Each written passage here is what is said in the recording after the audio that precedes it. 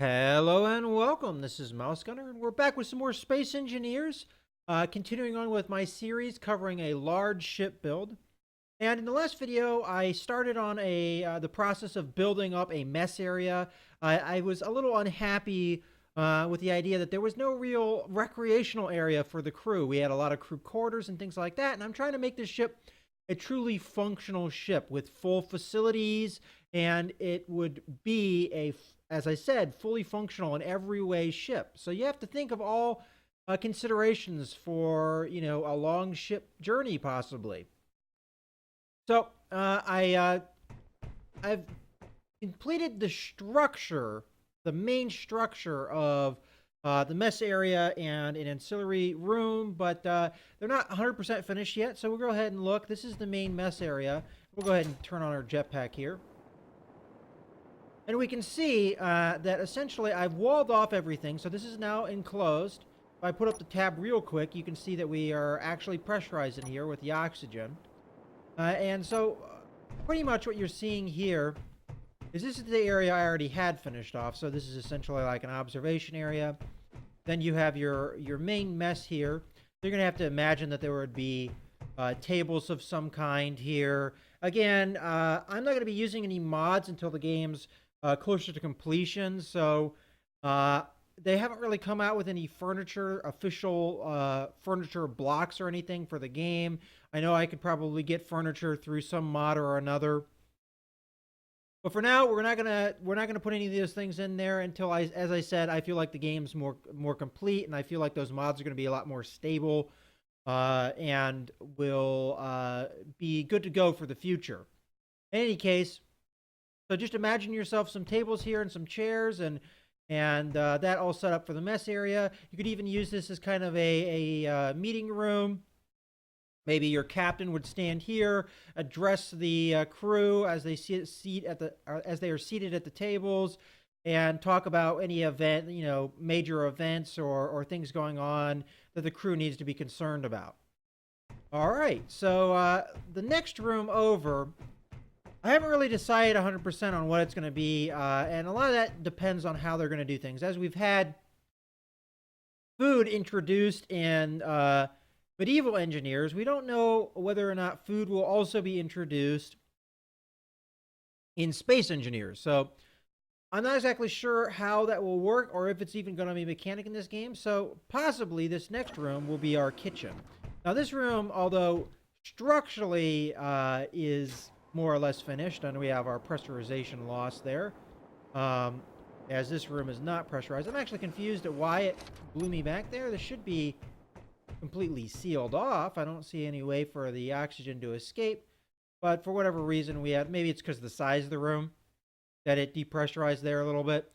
In any case, it's finished more or less in structure, but what purpose it serves is not really determined yet. As I said, it could be a kitchen, in which case we have plenty of space for that. It could be used for other recreational purposes, space racquetball or something like that. If that were the case, I'd probably raise up the ceilings, as we're only, two blocks high before we hit the ceiling. I probably would raise up the ceiling, which wouldn't be all that difficult, considering that there's a crawl space right above this ceiling. Also, as I said, this room is not pressurized, although that would not be all that difficult either. Just punch a hole in the ceiling, and there we go. Obviously, the coloration of the ceiling, this was the bottom of the hull, so you still have the coloration for that. I would more than likely, when I finish this room, change the colors we have here. But we also have to consider that these red walls here are the exterior walls, so I won't probably be able to change those colors, unfortunately. But I would easily be able to change the ceiling color without much to it with that. So let's go ahead and break through the wall here, and let's look at the outside of the structure. So as far as the outside of the structure goes, looks like we're getting... There we go. Close that off. And how it was completed. So I kind of had an idea here, whereas I didn't want this thing to look too plain. I feel like some parts of our ship are a little plain looking, and one way to really do that would just be have the same shape all the way down.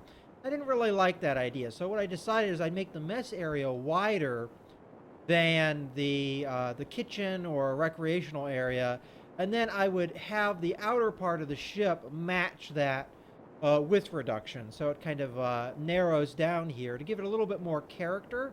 And we're still using that kind of angular shaping to our ship. We're not using any of the round ship blocks because that's kind of the theme of this ship, is that it is much more angular in its shaping. That's more or less what we're going to see as far as the exterior shape of this. And this essentially continues right on to this right here. So these two parts merge together very nicely. And I think it kind of adds a little bit more of a visual appeal to the ship, because there's a lot more going on with the ship. It takes away a lot of the plainness of the ship, a lot of the very flat lines. And the more of the flat lines that we can get rid of, in my opinion, the better. As I said, the ship looks more functional, as well as actually being more functional, because we've added more usable space by doing so. So as much as this flat space we can get rid of, so for instance, this is a very good example of this. All that dead, flat space, it's not really being used, kind of takes away from the overall visual look of the ship. I think another culprit here is, like, for instance, this area. A lot of dead, flat space. So where I can get rid of a lot of that, I will. So maybe thinking of more ideas of some areas we can add on the ship, some things that need to be added onto the ship. As I said, we were missing recreational facilities. Maybe there's some other facilities that I've overlooked that we need to add on here. For instance, when we have up here the top of the ship with the secondary bridge, we break up that flat surface, those flat lines, and it gives it a lot more visual appeal as a result. And adding on the spine of the ship also adds on like a difference in texture, and that adds to the visual appeal too. So where we can get rid of a lot of these flat surfaces, I'd like to, but I'd also like to stay in the vein of making this a functional ship. So I'm going to have to brainstorm on some other ideas of things that I need to add onto this ship. And hey, you leave me comments of things that you think need added to the ship. That helps me out a lot too. I've already had some people leave some comments.